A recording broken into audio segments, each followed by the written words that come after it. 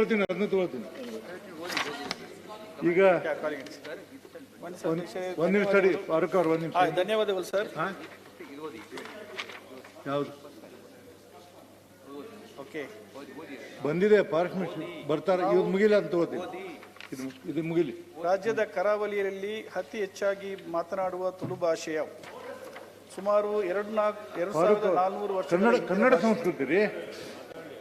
ನೀವ್ ಯಾಕ್ರಿ ನಾನು ತಪ್ಪಿಸ್ತಿರ ದಾರಿ? ಸುಮಾರು 2400 ವರ್ಷಗಳ ಗಮನ ಸೆಳೆರಿ. 2400 ಗಮನ ಸೆಳೆರಿ ಸರ್, ಗಮನ ಸೆಳೆರಿ. ಅದೇ ಗಮನ ಸದನವನ್ನು ನಾನು ಗಮನ ಸೆಳೆದು ಅದರ ಬಗ್ಗೆ ಮಾತಾಡ್ತೀನಿ ಸರ್. ಅದರ ಬಗ್ಗೆ ಹೇಳ್ತೇನೆ. 2400 ವರ್ಷಗಳ ಹಿಂದಿನ ಭಾಷೆಯಾಗಿದ್ದು ಸುಮಾರು ಲಕ್ಷಾಂತರ ಮಾತನಾಡುವ ಭಾಷೆಯಾಗಿರುವ ಈ ತುಳು ಭಾಷೆಯನ್ನು ನಮ್ಮ ರಾಜ್ಯದ 2ನೇ ಭಾಷೆಯನ್ನಾಗಿ ಮಾನ್ಯತೆ ಮಾಡಿ ಹಾಗೂ ಭಾರತ ಸಂವಿಧಾನದಲ್ಲಿ 8ನೇ ಪರಿಚ್ಛೇದದಲ್ಲಿ ಸೇರ್ಪಡೆ ಮಾಡಿ ಈ ಭಾಷೆಗೆ ಸೂಕ್ತ ಅಧಿಕೃತ ಸ್ಥಾನಮಾನ ನೀಡಬೇಕೆಂದು ಸದನದಲ್ಲಿ ನಾನು ಗಮನ ಸೆಳೆಯುತ್ತೇನೆ. ಮಾನ್ಯ ಅಲ್ಲ ಮಾತಾಡಿ ಆಮೇಲೆ ಮಾತಾಡಿ. ಈಗಾಗಲೇ ತುಳು ಭಾಷೆಯ ಬಗ್ಗೆ ಗಮನ ಸೆಳೆದಿದ್ದಾರೆ. ಈಗ ನಾವು ಈ ರಾಜ್ಯದ ಯಾವುದೇ ರಾಜ್ಯದ ಸರ್ಕಾರದ ಒಂದು ಭಾಷೆಯನ್ನು ಆ ರಾಜ್ಯದ ಅಧಿಕೃತ ಭಾಷೆಯನ್ನು ಘೋಷಿಸುವ ಪೂರ್ವದಲ್ಲಿ ರಾಜ್ಯಗಳ ಕಾನೂನಾತ್ಮಕ ಸಮಿತಿಯನ್ನು ರಚನೆ ಮಾಡಿ ಆ ಸಮಿತಿಯ ಮುಖಾಂತರ ಈಗ ಅದಕ್ಕೊಂದು ವರದಿಯನ್ನು ತರಿಸಿದ್ವಿ ಮಾನ್ಯ ಸಭಾಪತಿಗಳು. ಈಗಾಗಲೇ ಅದು ನಮ್ಮ ಯಾರು ಮೋಹನ್ ಆಳ್ವ ಅವರು ಅಭಿಪ್ರಾಯವನ್ನು ಅವರೊಂದು ಅಧ್ಯಯನದ ವರದಿ ಮಾಡಿ ಮೋಹನ್ ಆಳ್ವ ಅವರ ಸಮಿತಿಯ ವರದಿಯನ್ನು ಅಧ್ಯಕ್ಷತೆ ಒಳಗೆ ಒಂದು ಸಮಿತಿ ರಚನೆ ಮಾಡಿದ್ವಿ. ಆ ರಚನೆ ಮಾಡಿ ಅವ್ರು ಕೊಟ್ಟಿದ್ದಾರೆ. ಅದು ಕೊಟ್ಟ ಮೇಲೆ ಕಾನೂನು ಇಲಾಖೆಯ ಅಭಿಪ್ರಾಯವನ್ನು ಪಡೆದ್ವಿ ಮಾನ್ಯ ಸಭಾಪತಿಗಳು. ಅದು ಕಾನೂನು ಇಲಾಖೆ ಅಭಿಪ್ರಾಯ ಪಡೆದು ಅದರ ಪ್ರಕಾರ ಭಾರತ ಸಂವಿಧಾನ ಅನುಚ್ಛೇದ 345 ಅವಕಾಶ ಮಾಡಿಕೊಟ್ಟಿದ್ದ ಪ್ರಕಾರ ಈ ರಾಜ್ಯಗಳಿಗೆ ಕಾನೂನು ಸಮಿತಿಯನ್ನು ಇದನ್ನು ಮಾಡಿ ಈಗ ನಾವು ಅದನ್ನು ಕಾನೂನು ಇಲಾಖೆಯಿಂದ ಮತ್ತೆ ಕಾನೂನು ಇಲಾಖೆ ಪಡೆದ ಮೇಲೆ ಈಗೇನು ಬೇರೆ ರಾಜ್ಯದೊಳಗೆ ಈಗಾಗಲೇ ಬಿಹಾರ ಇರ್ಬೋದು, ಆಂಧ್ರ ಪ್ರದೇಶ ಇರ್ಬೋದು ಮತ್ತು ಪಶ್ಚಿಮ ಬಂಗಾಳದ ಅಲ್ಲಿ ಸರ್ಕಾರದ ಕಾರ್ಯದರ್ಶಿಗಳಿಗೆ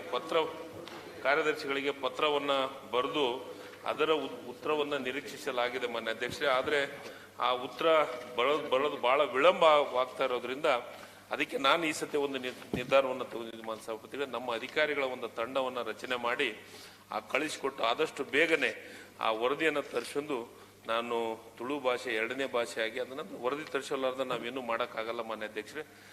ನಾವು ಪತ್ರ ವ್ಯವಹಾರ ಮಾಡಿದ್ವಿ. ಆದರೆ ಪತ್ರ ವ್ಯವಹಾರ ಮಾಡಿದ್ರೂ ಅದಕ್ಕೆ ಸರಿಯಾದ ಉತ್ತರ ಮತ್ತು ರೆಸ್ಪಾನ್ಸಿಬಿಲಿಟಿ ಬರ್ತಾ ಇಲ್ಲ. ಅದಕ್ಕೆ ಈಗಾಗಲೇ ನಾವು ಈ ವಿಚಾರವಾಗಿ ನಮ್ಮ ಮುಖ್ಯಮಂತ್ರಿಗಳು ಕೇಂದ್ರಕ್ಕೂ 2 ಸತಿ ಪತ್ರವನ್ನು ಬರೆದಿದ್ದಾರೆ. 2013 ಒಳಗೂ ನಾವು 2 ಭಾಷೆ, ಇದು ಅಷ್ಟೇ ಅಲ್ಲ ತುಳು ಮತ್ತು ಕೊಡವ ಸೇರಿ 8ನೇ ಪರಿಚ್ಛೇದ ಸೇರಿಸ್ಬೇಕಂತ 2013 ಒಳಗ ಕೇಂದ್ರ ಸರ್ಕಾರಕ್ಕೆ ಪತ್ರ ಬರೆದ್ವಿ ಮಾನ್ಯ ಸಭಾಪತಿಗಳು. ಅದರದ್ದು ಉತ್ತರ ಬಂದಿಲ್ಲ.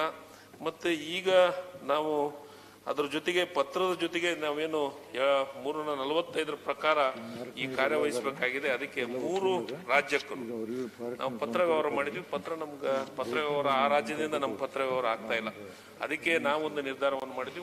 ನಮ್ಮ ಇಲಾಖೆಯ ಅಧಿಕಾರಿಗಳನ್ನೊಂದು ತಂಡವನ್ನು ಮಾಡಿ ಅವು 3 ರಾಜ್ಯಕ್ಕೆ ಕಳಿಸಿ ವರದಿಯನ್ನು ತೆಗೆದು ಆದಷ್ಟು ಬೇಗನೆ ಇದನ್ನ ಮಾಡಬೇಕಂತ ಆಸೆಯನ್ನ ಮಾಡ್ತೀನಿ ಮಾನ್ಯ ಅಧ್ಯಕ್ಷ. ಮಾನ್ಯ ಸಭಾಧ್ಯಕ್ಷರೇ, ಕರ್ನಾಟಕ ರಾಜ್ಯದ ತುಳು ಭಾಷೆಯು ನಮ್ಮ ರಾಜ್ಯದ 2ನೇ ಭಾಷೆಯನ್ನಾಗಿ ಮಾನ್ಯತೆ ನೀಡಬೇಕೆಂದು ನಾನು ಒಬ್ಬ ತುಳುವನಾಗಿ ಬಹಳ ಬಲವಾಗಿ ಸರ್ಕಾರವನ್ನು ಒತ್ತಾಯಿಸಿದ್ದೇನೆ. ತುಳು ಭಾಷೆ ಇದು ಮೂಲ ದ್ರಾವಿಡ ಭಾಷೆಗಳಲ್ಲಿ ಒಂದಾದ ಒಂದು ಸ್ವತಂತ್ರ ಲಿಪಿ ಇರುವಂಥ ಇಂಡಿಪೆಂಡೆಂಟ್ ಭಾಷೆ. ಪಂಚ ದ್ರಾವಿಡ ಭಾಷೆಗಳಲ್ಲಿ ಅದು ಒಂದಾದಂಥ ಮೊದಲ ಭಾಷೆಯಾಗಿದೆ. ತುಳು, ನಂತರ ತೆಲುಗು, ಕನ್ನಡ, ಮಲಯಾಳಂ, ಈ ಥರ ಸುಮಾರು 5 ಪಂಚಭಾಷೆ ಒಂದಾದಂತಹ ಈ ಭಾಷೆ ಸುಮಾರು ದಕ್ಷಿಣ ಕನ್ನಡ ಜಿಲ್ಲೆ ಮತ್ತು ಉಡುಪಿ, ಅದೇ ರೀತಿ ಉತ್ತರ ಕರ್ನಾಟಕದ ಕೆಲವು ಭಾಗ, ಜೊತೆಯಲ್ಲಿ ಈ ಕಡೆ ಚಿಕ್ಕಮಗಳೂರು, ಹಾಸನ, ಕೊಡಗು ಅದು ಈ ಬಾರ್ಡರು. ಅದೇ ರೀತಿ ನಮ್ಮ ಕಾಸರಗೋಡು ಜಿಲ್ಲೆ ಕೇರಳದಲ್ಲಿ ಸುಮಾರು ಒಂದು 150 ಕಿಲೋಮೀಟರ್ವರೆಗೆ, ಮಂಗಳೂರಿಂದ 150 ಕಿಲೋಮೀಟರ್ ಅಪ್ ಟು ಕಣ್ಣೂರು ತನಕ ಈ ಭಾಷೆ ಮಾತನಾಡೋದು ಬಹಳ ಜನ ಇದ್ದಾರೆ. ಇದಲ್ಲದೆ ಮುಂಬೈ, ಡೆಲ್ಲಿ, ಬೆಂಗಳೂರಲ್ಲಿ ಕೂಡ ರಾಜ್ಯದ ಅಥವಾ ವಿಶ್ವದ ಇವನ್ US ಅಲ್ಲಿ ಕೂಡ ಹೈಯೆಸ್ಟ್ ಈ ಭಾಷೆಯನ್ನು ಮಾತನಾಡುವವರು ಬಹಳಷ್ಟು ಜನ ಇದ್ದಾರೆ. ಈ ಭಾಷೆಗೆ ಒಂದು ಎರಡನೇ ಅಧಿಕೃತ ಭಾಷೆಯಾಗಿ ಮಾನ್ಯತೆ ನೀಡಬೇಕು ಅಂತ ಹೇಳಿ ಈ ಒಂದು ಹೋರಾಟ ಬಹಳ ವರ್ಷಗಳಿಂದ ನಡೀತಾ ಇದೆ. ಇವನ್ ಸದನದಲ್ಲಿ ಕೂಡ 2013ರಲ್ಲಿ ನನ್ನ ಸೋದರವರು ಕಾಂಗ್ರೆಸ್ MLA ಆಗಿದ್ದ ಸಂದರ್ಭದಲ್ಲಿ ಕೂಡ ಈ ಸದನದಲ್ಲಿ ಇದನ್ನು ಪ್ರತಿಧ್ವನಿಸಿದ್ದರು. ಅಂದಿನಿಂದ ಬಹಳಷ್ಟು ಮೊಯ್ದೀನ್ ಬಾವರವರು ಅಂದಿನಿಂದ ಬಹಳಷ್ಟು ಈ ಹೋರಾಟಗಳು, ಪತ್ರ ಚಳವಳಿ ಮತ್ತು ಹೀಗೆ ಇತ್ತೀಚೆಗೆ ತಾನೇ ಮುಖ್ಯಮಂತ್ರಿಗಳು ಮಂಗಳೂರಿಗೆ ಹೋದ ಸಂದರ್ಭದಲ್ಲಿ ಕೂಡ ಅವರ ನೇತೃತ್ವದಲ್ಲಿ ಒಂದು ಸಭೆ ನಡೆಸಿ ಅವರಿಗೆ ಒಂದು ಮನವಿ ಕೂಡ ನೀಡಿತು. ಯಾಕೆಂದರೆ ಇದರಲ್ಲಿ ಈ ಭಾಷೆಯಲ್ಲಿ ಈ ಲಿಪಿ ಇದೆ. ತಾವು ನೋಡಬೇಕಾದ್ರೆ ಈ ಮೂಲ ಲಿಪಿ ಮಲಯಾಳಂ ಬಂದಂಥ ಈ ಲಿಪಿ ಇದನ್ನು ತಮಗೆ ಕೊಡ್ಬೋದು. ಸೊ ಈ ಥರ ಲಿಪಿ ಇದು ಒರಿಜಿನಲ್ ಲಿಪಿ ಇದು. ಇದ್ರ ಬಗ್ಗೆ ತಾಳೆಬಾಡೆಗಳು ಅಂತಲ್ಲ, ತಾಳೆಬಾಲೆಗಳು, ತಾಳೆಗಡಿ ಅದು ಕೂಡ ಧರ್ಮಸ್ಥಳ ಟೆಂಪಲಲ್ಲಿ ಮತ್ತು ಉಡುಪಿ ಮಠದಲ್ಲಿ ಕೂಡ ಈ ಹಿಂದೆ ಹಳೆಯ ಮನೆಗಳಲ್ಲಿ ಕೂಡ ಅಟ್ಟದಲ್ಲಿ ಹಿಂಗೆ ಇರ್ತಾರೆ. ಅದು ಸಾಕಷ್ಟು ಆ ಮ್ಯೂಸಿಯಂ ಧರ್ಮಸ್ಥಳ ಈಗಲೂ ಕೂಡ ಮ್ಯೂಸಿಯಂ ಇದೆ ಅದರ ಭಾಷೆ. പക്ഷേ ಏನಾಯ್ತಂದ್ರೆ ಇದಕ್ಕೆ ಕರ್ನಾಟಕ ಅದು ಮೊದಲು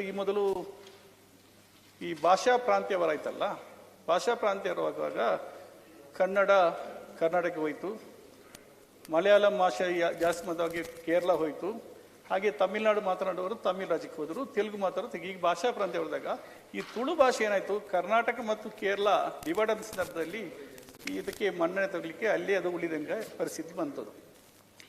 ಹೀಗಾಗಿ ಇಲ್ಲದ್ರೆ ತುಳುನಾಡು ಅಂತ ಹೇಳಿ ಸೆಪರೇಟ್ ಆಗಿ ಮಂಗಳೂರು ಕೂಡ ಈ ಹಿಂದೆ ಮೆಡ್ರಾಸ್ ಪ್ರಾಂತ್ಯದಲ್ಲಿತ್ತು, ಮತ್ತೆ ನಮ್ಮ ಸ್ಟೇಟ್ ಡಿವಿಷನ್ ಈ ಥರ ಬರುವಾಗ ಅದು ಕರ್ನಾಟಕ ಸೇರಿತ್ತು. ಅರ್ಧ ಭಾಗ ಕಾಸರಗೋಡು ಜಿಲ್ಲೆ ಕೇರಳಕ್ಕೆ ಹೋಯಿತು.